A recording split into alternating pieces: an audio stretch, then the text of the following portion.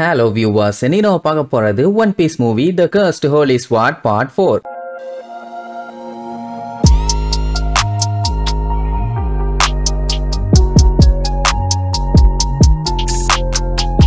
Open பண்ணா போன எபிசோட்ல அந்த 7 ஸ்டார் ஸ்வாட் வந்து ஒரு ட்ரெஷர் இல்ல, அதனால பெரிய ஆப்பு தான் இருக்குங்கிற மாதிரி சொன்னாங்கல்ல. அதே மாதிரி தான் ராபினும் சொல்லியிருப்பான். என்ன மேட்டர்னு அவகிட்ட கேட்டா அவ ஒரு கதையை சொல்லுவான். இந்த பஞ்சாயத்தெல்லாம் ஆரம்பிச்சதே அன்னைக்கு நைட்டு அந்த ரெட் மூன் வந்ததுல இருந்து. அது ஒரு கோக்குமாக்கான கதைன்னு ஆரம்பிப்பான். என்னன்னா இந்த அஸ்கா கிங்டமோட 3 பிரின்சஸ் என்ன பண்ணிருக்காங்க, ஒரு அழகான பிரிஸ்டஸ கல்யாணம் பண்ணணும்னு முடிவு பண்ணானுங்க. 3 பேரா கல்யாணம் பண்ண முடியாது இல்ல, யாராச்சும் ஒருத்தரை தானே சூஸ் பண்ணும். அவ இவங்களை நோட்டீஸ் பண்ணுங்கிறதுக்காக அந்த 7 ஸ்டார் ஸ்வாட கொண்டு வந்தானுங்க. அதுதான் ராயல் ஃபேமிலி சிம்பலே. அப்புறம் என்ன, அதுக்காக பயங்கரமான சண்டை தான். இந்த சண்டை சாதாரணமா நடக்கல. 3 பேர் அடிச்சுக்கிட்டானுங்கன்னா பரவாயில்ல, மூதேவிங்க அவனுங்க மட்டும் அடிச்சுக்கிட்டு செத்து இருப்பானுங்க. ஆனா மொத்த கிங்டமுமே சண்டைக்கு இறங்குனதுனால ஏகப்பட்ட பாதிப்பு. இத்தனைக்கும் இவனுங்க 3 பேருமே பிரதர்ஸுங்க. அதெல்லாம் அவனுங்க யோசிக்கவே இல்ல. கண்ணா பின்னான்னு போட்ட சண்டையில ஏகப்பட்ட பேர் செத்து போய் அந்த லேண்டும் சரி, அந்த இடத்த சுத்தி இருக்க கடலும் சரி அப்படியே ரத்தத்துல மிதந்துச்சு. அவ்வளவு நாளா அந்த 7 ஸ்டார் ஸ்வாடு பாத்தீங்கன்னா மோசமானதெல்லாம் கிடையாது, நல்ல ஸ்வாடு தான். ஆனா இவ்வளவு கலவரத்துக்கு நடுவுல அது இருந்ததுனால அங்க இருந்த ரத்தத்தையும் சரி அவங்களோட வெறுப்பையும் சரி அது கம்ப்ளீட்டா அப்சர்வ் பண்ணிருச்சு. அதுக்கப்புறம் தான் அதால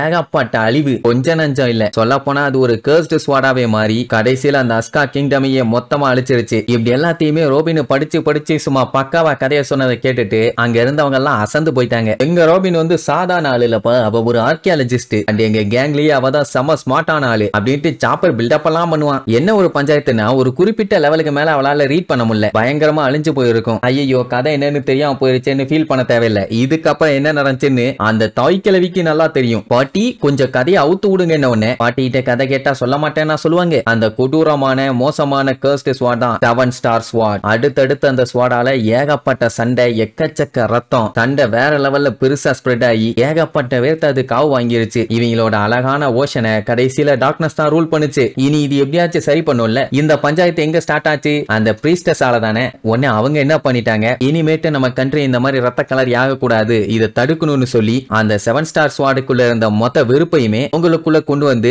அவங்களையே அவங்க சாக்ரிஃபைஸ் பண்ணிட்டாங்க. ஐ மீன் மலையில இருந்து கீழே விழுந்து செத்து போயிட்டாங்க. இந்த விஷயத்தை தெரிஞ்ச அந்த பிரின்சஸ் அதான் அவனுங்க 3 பேரும் ரொம்பவும் ஃபீல் பண்ணி இந்த பஞ்சாயத்து எல்லாமே நம்மளாலதான் வந்துச்சு, இந்த தப்பை எப்படியாச்சும் சரி பண்ணணும் அப்படின்னு காடு கிட்ட போய் கேட்டப்போதான் அஸ்காவோட 7 ஸ்டாரோட காடு இவங்களுக்கு ஒரு 3 ஜுவல் ஆப்ஸ கொடுத்தாங்க. எதுக்காகனா என்னதான் அந்த ஸ்வாட்ல இருக்க வெறுப்பை வெளியில எடுத்தாலும் அது இப்பவுமே ஒரு கர்ஸ்ட் ஸ்வாட் தான். சோ அதுக்குன்னு பவர்ஸ் இருக்கு, அதால மத்தவங்கள மேனிபுலேட் பண்ண முடியும். அந்த பவரை கண்ட்ரோல் பண்ணி சீல் பண்ணி வைக்கிறதுக்காக தான் இந்த 3 ஆப்ஸும். அதுக்கப்புறம் தான் இவங்க கண்ட்ரியே நல்ல விதமா மாறிச்சு. ஆனா அங்கேயுமே ஒரு பிரச்சனை. அட 100 வருஷத்துக்கு ஒரு டைம் ரெட் மூன் வரும். அந்த டைமுங்கும் போது இந்த கர்ஸ்ட் ஸ்வாடோட பவர் வேற லெவல் அதிகமாயிரும். அதனால என்னதான் இதை சீல் போட்டு லாக் பண்ணி வச்சாலும் எல்லாத்தையுமே ஒட்டச்சு தள்ளிட்டு அது வெளியில வந்துரும். அதோட விட்டா பரவாயில்லையே, டார்க் பவரை மறுபடியும் ஸ்ப்ரெட் பண்ண ஆரம்பிச்சிரும். அதனால தான் மாயா என்ன பண்ணிருக்கா, அந்த புனிதமான ஆப்ஸை அந்த 3 டவருக்கு கொண்டு போய் அதுக்கான ரிச்சுவலை பெர்ஃபார்ம் பண்ணி எப்படியாச்சும் அந்த ஸ்வாடோட பவர் வெளியில வராம இருக்கணும்னு அதை தடுக்கிறதுக்கு முடிவு பண்ணா. பட் ஆப்வியஸ்லி அது முடியல. வில்ல கூட்டம் சட்டனா என்ட்ரானாங்க, போட்டு எல்லாத்தையும் பொல்லந்து டேமேஜ் பண்ணிட்டாங்கல்ல. இப்ப அந்த ஆப்ஸ் எங்க இருக்குதுன்னு தெரியல, அந்த கர்ஸ்ட் ஸ்வாடை எப்படி தடுக்கிறதுன்னு தெரியல. இதுல இன்னொரு காமெடி என்னன்னா, இன்னைக்கு நைட்டு தான் ரெட் மூன், இன்னைக்கு தான் அதோட பவரும் வெளியில வரப்போகுது. அதனால தான் இவங்க ரிச்சுவல் பண்ணி அதை கெடுத்துற கூடாதுன்னு சொல்லி இவங்களை வந்து கண்ணா பின்னான்னு அட்டாக் பண்ணி எல்லாத்தையும் உடச்சு தள்ளிட்டு போயிருக்கானுங்க. இப்ப என்னன்னா அந்த சாகா மட்டும் இன்னைக்கு நைட் அந்த கர்ஸ்ட் ஸ்வாடோட பவரை வெளியில கொண்டு வந்துட்டான்னா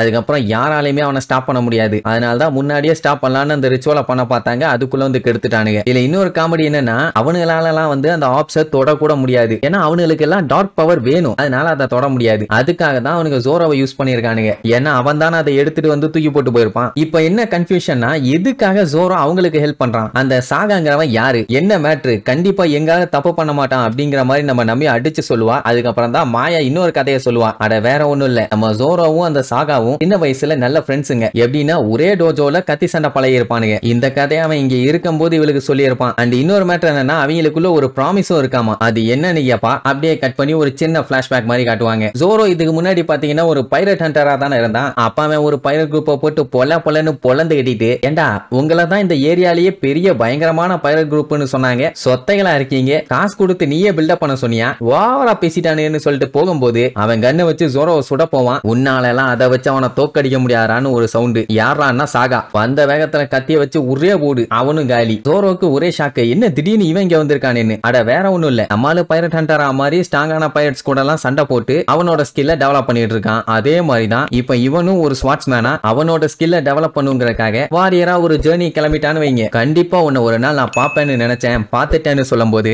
ஜோரோ அவனை பார்த்துட்டு இன்னும் நீ அதை வச்சிருக்கியாம்பா. அட வேற ஒண்ணும் இல்ல, அது ஒரு சின்ன கத்தி முன்னாடி காமிச்சிருப்பாங்களே, இதை வச்சுதான் இவனுக்கு ஏதோ ப்ராமிஸ் பண்ணிருக்கானுங்க. ஜோரோ பேந்த முடிச்ச உடனே என்னடா மறந்துட்டியா, அன்னைக்கு காலையில நீ டோஜோ விட்டு போகும்போது நம்ம ஒரு ப்ராமிஸ் பண்ணமே, நீ இந்த உலகத்தோட கிரேட்டஸ்ட் ஸ்வாட்ஸ்மேனா மாறுவேன், நான் ஸ்வாட் ஆஃப் ஜஸ்டிஸ் ஆவேன், ஞாபகம் இருக்கான உடனே அதை எப்படா மறப்பேன் விளக்கண்ணே அப்படின்ட்டு சொல்லிட்டு ரெண்டு பேரும் ஃப்ரெண்ட்ஸ் தானே ஜாலியா பேசிக்குவானுங்க. அப்படியே கட் பண்ணா ஒரு நாள் இவனுக்கு பேசஞ்சர் ஷிப்ல டிராவல் பண்ணி போயிட்டு இருக்கும் போது பைரட்ஸுங்க எல்லாம் வந்து அட்டாக் பண்ண ஆரம்பிச்சிட்டானுங்க. கொய்யாலைகளா, ஷிப்ல யார் இருக்கான்னு தெரியாம அவசரப்பட்டு வந்து இறங்கிட்டீங்க, உங்களை சும்மா விட மாட்டோம்னு ரெண்டு பேரும் மாத்தி மாத்தி வெட்டுன்னு வெட்டி தள்ளுவானுங்க. அதுலயும் ஜோரோ பண்ண அட்டாக்ல என்ன ஆச்சு, அந்த கப்பலே கண்ணா பின்னான்னு செதஞ்சு அப்ப அங்க இருக்க சங்கிலியில சாகாவோட கையை மாட்டி கையை எடுக்க முடியாம தூங்கிட்டு இருப்பான். அப்பதான் இன்னொரு விஷயத்தை நோட் பண்ணுவான், கீழே ஒரு சைடு குபு குபுன்னு எரிஞ்சுக்கிட்டு இருக்குது, இன்னொரு சைடு நிறைய கன் பவுடர் இருக்குது. வெட்டுச்சுன்னா மொத்த கப்பலும் காலி. ஜோரோ என்ன பண்ணுவான், சாகாவை காப்பாத்தணுங்கிறக்காக அந்த சங்கிலியை போட்டு வெட்டுன்னு வெட்டி தள்ளுவான். ஆனா அது கப்பலுக்கு யூஸ் பண்ற சங்கிலியாச்சே பயங்கர ஸ்ட்ராங்கா இருக்குது, அவனால அவ்வளவு சீக்கிரத்துல வெட்ட முடியல. அது மட்டும் இல்லாம அந்த டைம்ல அவனோட ஸ்வாடும் சரி அவன் பலமும் சரி அந்த அளவுக்கு எல்லாம் இல்ல ஸ்டீலையே கட் பண்றதுக்கு அவன் லேட்டரா தானே கத்துக்கிட்டான். உடனே சாகா என்ன சொல்லுவான், இந்த கத்திய வச்செல்லாம் இவ்வளவு பெரிய சங்கிலியை உடைக்க முடியாது, கேப்டனோட கேபின்ல பாத்தீங்கன்னா ஒரு ஆக்ஸ் இருக்கு, அதை எடுத்துட்டு வா,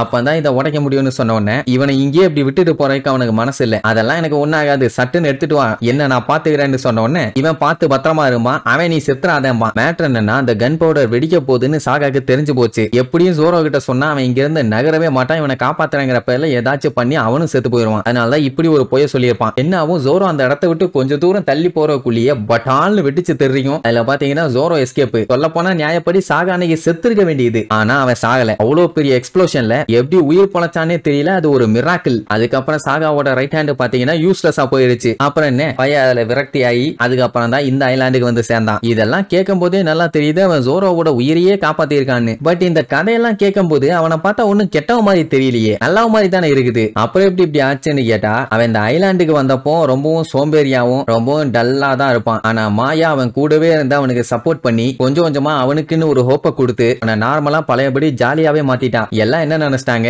ரெண்டு பேத்துக்கும் கல்யாணம் சட்டு புட்டுன்னு பெரிய லெவல்ல நடத்திடலான்னு. இதை சொன்ன உடனே நம்ம சஞ்சிக்கும் சாப்பருக்கும் தூக்கி வாரி போடுது, இது வேறையான்னு. அதுக்கப்புறம் கொஞ்ச நாள்ல பாத்தீங்கன்னா பைரட்ஸுங்க இந்த பீஸ்ஃபுல்லான ஐலாண்ட கண்ணா பின்னான்னு அட்டாக் பண்ண ஆரம்பிச்சிட்டானுங்க. அவ்வளவு நாளா கத்தியே எடுக்காத சாகா இந்த டைம் இந்த வில்லேஜஸையும் மாயாவையும் காப்பாத்துறதுக்காக கஷ்டப்பட்டு சண்டை போட்டான். அதான் முதல் சீல காட்டி இருப்பாங்க. அப்படியே சண்டை போட்டிருந்தானா டெஃபினட்டா செத்துருப்பான். இவன் என்ன பண்ணிட்டான், இந்த ஆத்துக்கு அந்த பக்கம் பாத்தீங்கன்னா ஒரு பேலஸ் ஒன்னு இருக்குது, அங்கதான் அந்த கர்ஸ்ட் செவன் ஸ்வாடும் இருக்குது. மாயாவை அட்டாக் பண்ண ஆரம்பிச்சிட்டானுங்க. மொத்த பைரட்ஸும் வந்து ரவுண்ட் அப் பண்ணிட்டானுங்க. எப்படியாச்சும் அவளை காப்பாத்தி ஆகணும், என்கிட்ட மட்டும் பவர் இருந்தா டெஃபினட்டா இவங்களை போட்டு தள்ளிடுவேன் அப்படின்னு சொல்லிட்டு அந்த ஸ்வாட்ல கொண்டு போய் கைய வச்சிட்டான். அதுதான் கர்ஸ்ட் ஸ்வாடாச்சு, யாரா இருந்தாலும் வெறிய ஏத்தி விட்டுரும். மாயா வேண்டாம் வேண்டான்னு காட்டு கத்துவான். பட் இப்ப இருக்க நிலைமைக்கு அவன் ஏதாச்சும் ஒண்ணு கிடைச்சா போதும், நான் அவளை காப்பாத்தியே தீரணும். அப்படிதான் கத்தி எடுத்து அந்த பைரட்ஸ் எல்லாம் 2 துண்டா 3 துண்டா வெட்டிட்டான். இத லைவா பார்த்த மாயாவே மிரண்டு மயங்கிட்டானா பாருங்களேன். அதுக்கப்புறம் பாத்தீங்கன்னா அவனோட நடவடிக்கைகள் முன்ன மாதிரி இல்ல, டோட்டலாவே ஆள் மாறிட்டான். மொத்தத்துல மாயாவை காப்பாத்துறதுக்காக தான் அவன் அந்த 7 ஸ்டார் ஸ்வாடையே எடுத்திருக்கான். இன்னைக்கு மட்டும் தான் நிக்கிறானே தரிவாயன், இவன் மட்டும் மாயாவை ஒழுக்கமா பாத்துருந்தான்னா